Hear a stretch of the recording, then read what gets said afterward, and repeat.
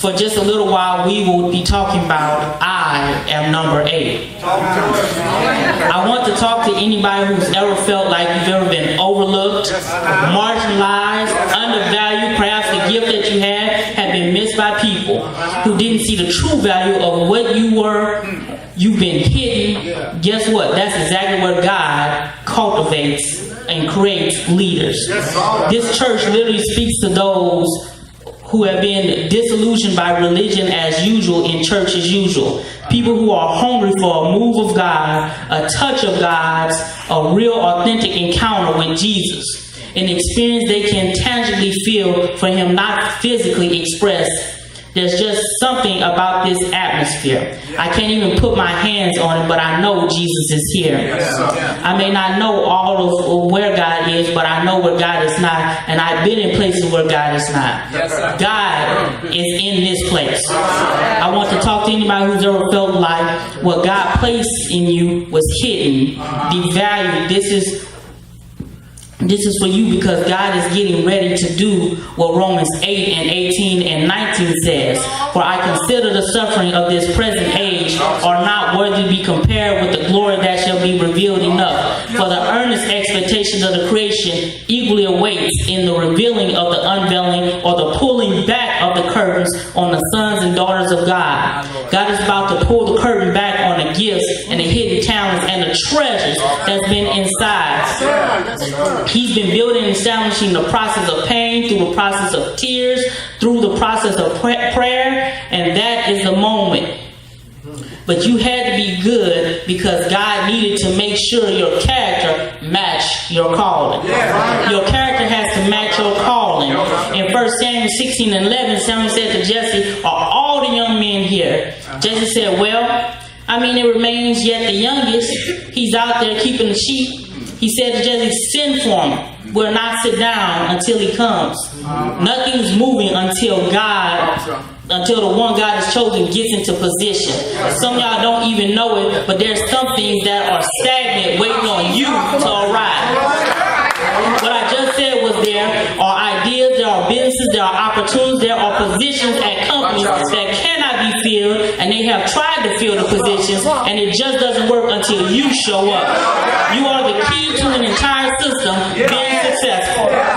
In verse 16, in 16 and 12, so he went and brought him in. Now he was ruddy, with bright eyes, good looking, and the Lord said, arise, anoint him, for this is the one. Then Samuel took the horn of oil and anointed him in the midst of his brothers, and the Spirit of the Lord came upon David from that day forward. So Samuel rose and went to Ramah. I want to preach for just a few minutes that I have about this kid that came out of nowhere and nobody knew who he was. One of the infinitely beautiful things about God is going, when he moves, he does things suddenly, and I love how God just turns things upside down in terms of patriarchal society and upside down in terms of patriarchal society and what you expect.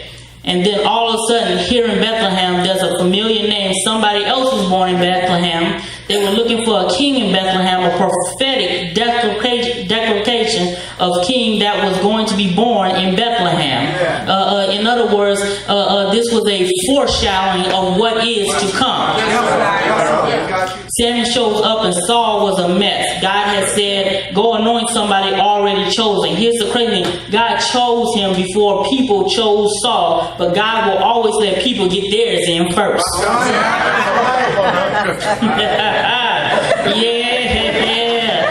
God allowed Saul to go first in order for David to become David. He needed Saul. Stop despising Saul. You need your Saul. You need people to hate you. You need people to tear you up. You need people to attack you. It's a necessary ingredient to keep you humble and in the presence of God, and it keeps you pliable in the hands of the master. Stop hating Saul. Thank God for Saul. Because if you got a Saul, that makes you what? That makes you David. Samuel shows up at Jesse's house, and Jesse goes, boys, one of you are about to be the king. Oh man, I'm about to look. Can you imagine Dave? Can you imagine your dad saying, man, I'm about to be the dad of the king. Man, I'm about to sit high. I'm about to ride this. The Bible says when Saul prophesied, people people trembled. Not one word that he spoke fell on the ground. God backed him up with the power of heaven. All right. He showed up at the house with some oil in his hand and a word on his heart. He sees Eliab, the first one, and many things in his heart. That's the one. God says, I want to teach you something, prophet. Because a man looks at the outside, that's why you've been overlooked. Because you don't have 65 degrees and people think that they know you, but they don't know you. They don't know what God has planted inside of you. They don't know the dreams God's given to you. No one knows you've been writing your visions down in that journal, making notes in your phone. You've been believing God for something so crazy that you couldn't tell anyone. Look, I tell people all the time, I look at the old state capitol, that's my house. I don't want a mansion, I want a castle. They don't know the dreams God's been giving you. No one knows you've been writing your visions down. You've been believing God for something so crazy you couldn't tell them, because they would have talked about you out of believing for what God has in store for you. People's gonna discount what you want. People's gonna discount what you what you believe in, what you have faith in, what your vision is. But let me tell you something. Keep believing God's gonna move on your behalf. The first lesson is that the prophet was fooled by the external. Why is that important? Because some of y'all have been hurt by leaders in other places and people in positions who didn't see you. Don't get upset because they didn't see you, because they couldn't see you. It wasn't intentional. God hid you even to them because he doesn't want you needing their validation. From outside sources, we need to be secure in who he created you to be. And if nobody tells you you have a calling, you know it because God has declared it in your spirit. You don't need a name tag to serve. If they've never given you an award, can you still be at that door with a smile on your face? Because that's one of God. Because that's the one God is raising up, not the one that needs to be validated in front of a crowd. God is looking for the fold that will serve when no one else is looking. Can you hold the door? Are you okay with when the pastor gets there, stand there at attention, say, Pastor, I got you. Help him in with his bags. Can you humble yourself to serve? Even a prophet thought the first son was the one, but God said, I refuse him. He went through 1 through 7. God rejected 1 through 7. Now Samuel is confused. I know you told me there was a king in the house.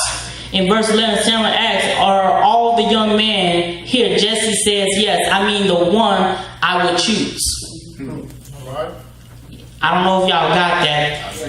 Jesse said the ones that I would choose, the ones I say I think are worthy of stepping up, being the king. Not the one out in the field, not the one I'm discounting, not my youngest one, not my one who looks, he's never seen any real hard work, not the one that who doesn't look like confidence, not the one that I want to have me in the fight, but these are the ones. Now, some of y'all have been marginalized by family because of circumstances, but there are no illegitimate children. There are only legitimate circumstances. There are no accidental lives. You cannot sneak into the earth. You have to be spoken into the earth. And if you're here, you have a purpose. Whether your father was in your life, whether your mother's planned you or not, whether people wanted you or not, you have a purpose. 7 sons is the number of 7 is the number of completion, and it was a complete no. Jesse said, I got one more out in the field. Unbeknownst to him, there was a kid in the field just sitting out there with the sheep. Samuel said, is there one more? Didn't know these were all the 7 that was presented to him. God said there was a chosen one in the house, but not be known. The chosen one was in the field. Yes, sir. He was a artsy kid, kind of to himself because his brothers didn't like him. He was the run of a family, had a different mom, conceived in sin. Is what he says, sharpened in iniquity. This is in sin. This is what David wrote. This is what the man of God wrote about himself. The title of my sermon is I am number 8. 8 is the number of new beginnings. The number 8 was in the field. He was so overlooked that his own father didn't even invite him in to be a possibility. But what is hidden from men is revealed to God. My, let me show you something. Pastor Manel, you know him now, but at one point, you didn't know him. Who he is now, because you are your core, that's your foundation. What people come to know is God's revelation of you. He didn't get anointed today, he's been anointed. See, people don't know how to deal with you because they know something is on you, which is why some people are drawn to you. And then there's people that can't stand you. And the ones that can't stand you is because they can't control you. All you do is go and be nice to everyone, and somebody's like, I just don't like him. Don't know. What is it I just don't like about him? That thing is the Spirit of Christ that emanates in your daily walk. You got something on the inside that says, I've been out in the field where nobody knew where I was, worshiping in the dark, praying in the dark. I just don't go to church on Sunday morning. I commune with him daily. In other words, I'm going to walk with Christ every day. It's not just when I come to church on Sunday. It's when I get up in the morning. It's when I'm brushing my teeth. It's when I'm driving to work. It's when them old backbiting dirt feeders at work is trying to talk about you behind your back. All you do is be nice to everybody. You got something on the inside that says, I've been out in the field. Some days I go in to an Eddie Bay at work and I just worship. You know, people. The good thing is they're soundproof. They can't hear what I'm doing. They walk back and they're just like, "What is that Negro doing?"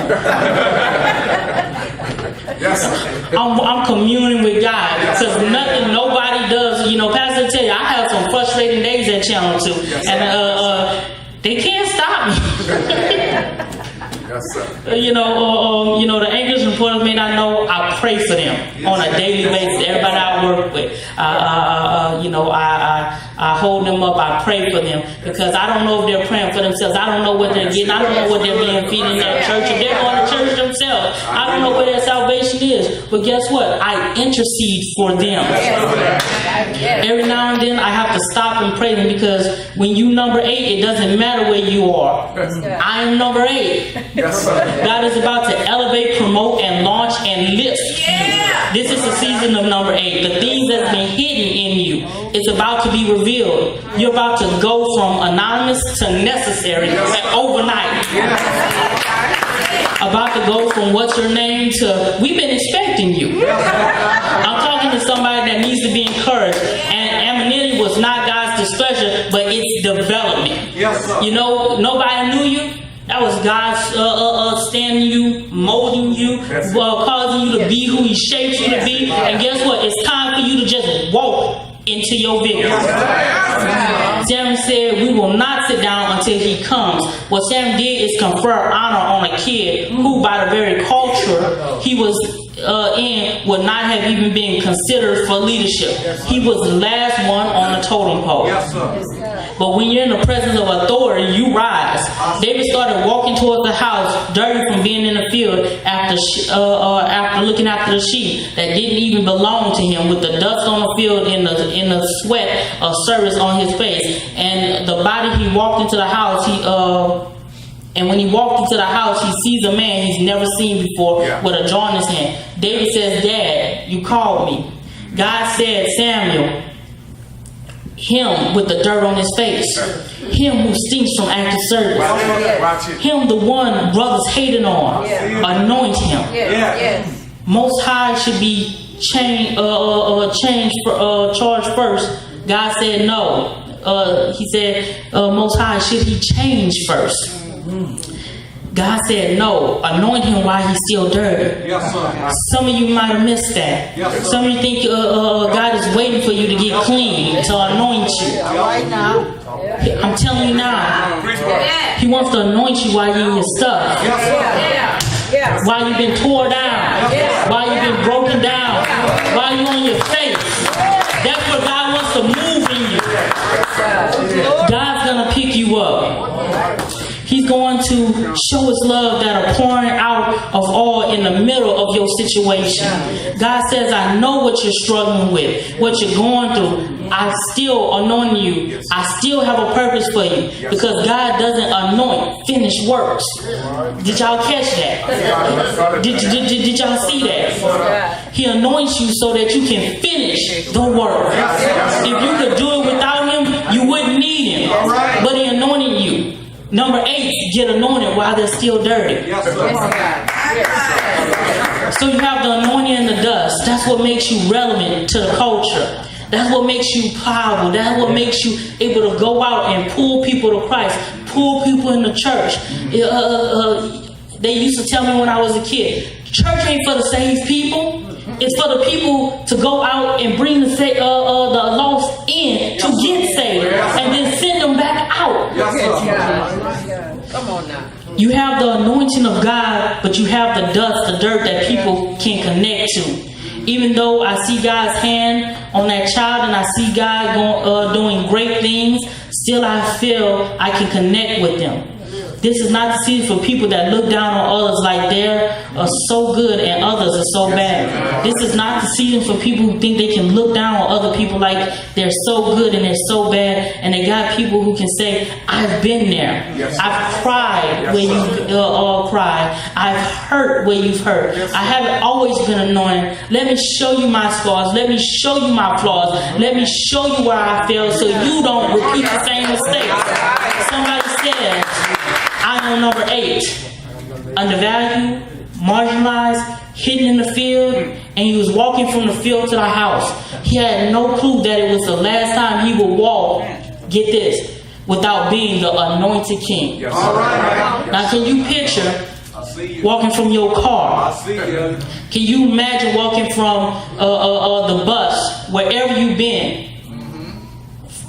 to the front door of your job, just like that? You open the door and your boss is standing there saying, I got a promotion waiting on you.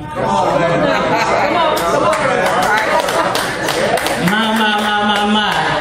We just don't know. We just don't know what God has in store for us. From the parking lot to the church, believe you had no clue heaven was watching you walk. I'm talking to somebody, you close the door and angels stand at attention, like the Secret Service, making sure you get to your assigned seat. Let me tell you something, whatever you do in the ministry, whatever you do in the house of God, that's your assigned place. God will elevate you if you be faithful. If you're an usher, be the best usher you can be. If you're a deacon, serve when if you're a deaconess, pray for those. If you work in that sound booth, be at attention, be on guard, handle your business. They told me in a meeting I shut down too early. Well, I said I'm sorry, I ain't gonna do it again, and guess what? This Sunday I sure enough didn't shut down too early.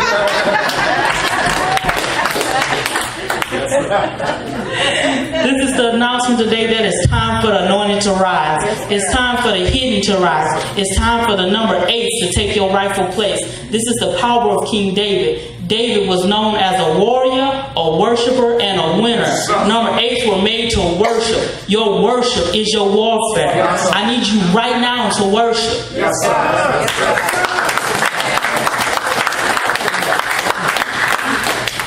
That is my prayer for you guys. That is the anointing that I have to share with you guys.